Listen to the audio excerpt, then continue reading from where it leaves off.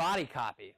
So this is all of the content on your page, right? So body copy is all of the text on your page. Now, there's really no minimum number of words needed, but in general, it's hard for search engines to make an assessment of your site if there's not enough content there.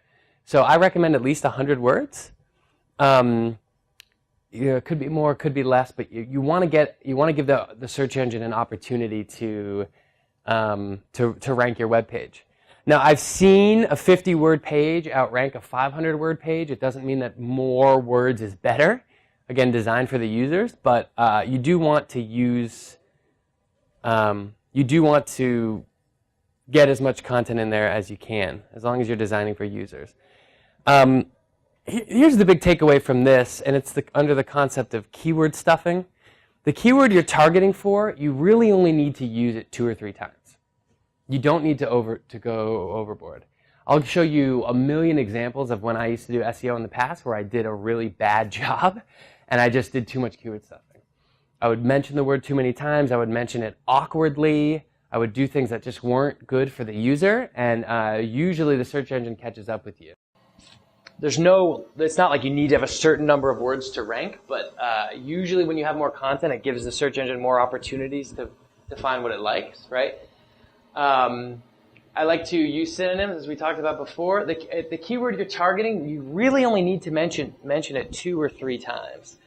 And that was the big distinction between what made Google so much better than all the other search engines, was they stopped weighting the number of times that you repeated a word in their algorithm. Back in the day, you could, if you were optimizing for used cars San Francisco, the most relevant web page was the one that said it the most times. If anyone ever comes to you and mentions keyword density or text-to-code ratio, run away from them. Run away from them. Do not look back. Don't listen to anything they say, because it just doesn't matter anymore. You don't need to do that. You need to make sure your keyword's mentioned 2 or 3 times, maybe 4 to 6 times if it's really long, but you don't need to worry about these obscure ratios. A keyword density ratio is when you look at all your keywords and you say, of these keywords, how many times is my keyword mentioned, what percent? Text-to-code ratio is another ratio which looks at all the source code of your site and says, of all the code, what percentage is text and what is code? Don't worry about these things. It's really not that big a deal. So this is another cuts video. Oh boy. Okay, keyword density. Let's talk about it a little bit. A lot of people think there's some one recipe and you can just follow that like, baking cookies, and if you follow it to the letter, you'll rank #1. And that's just not the way it works. So if you think that you can just say, okay, I'm going to have 14.5% keyword density or 7% or 77%, and that will mean I'll rank #1, that's really not the case. That's not the way that search engine rankings work. So the way that modern search engines, or at least Google, are built is that the first time you mention a word, hey, that's pretty interesting. It's about that word. The next time you mention that word, oh, okay, it's still about that word. And once you start to mention it a whole lot, it really doesn't help that much more. There's diminishing returns. It's just an incremental benefit, but it's really not that large. And then what you'll find is if you continue to repeat stuff over and over again, then you're in danger of getting into keyword stuffing or, gibberish and those kinds of things. So the first 1 or 2 times you mention a word, then that might help with your ranking, absolutely.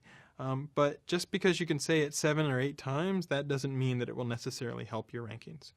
So the way to think about it is this. Think about the keywords that you'd like to have in your copy. Make sure your copy is long enough that you can work those keywords into your copy in a natural way and not an artificial way.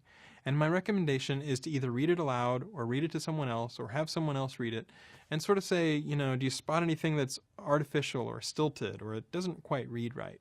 And if you can read through the copy and have it read naturally where a person isn't going to be annoyed by it, then you're doing relatively well.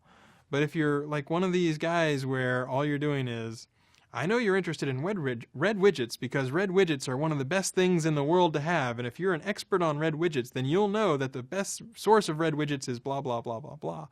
Then that's really going too far, and you can really kind of tell whenever you land on a page, if you're an experienced SEO, if someone's just like trying to get the same phrase on the page as many times as possible because it just looks fake.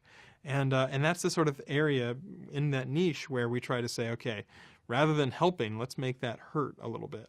So I would love it if people could stop obsessing about keyword density. It's going to vary. It's going to vary by area. It's going to vary based on, what other sites are ranking. There's not a hard and fast rule. And anybody who tells you that there is a hard and fast rule, you might be careful because they might be selling you keyword density software or something along those lines. So I hope that helps. Maybe we can dispel that misconception and people realize not to worry that much about it. Just make sure you have the words that you want to have on the page. Make sure that they read naturally, and you should be in pretty good shape.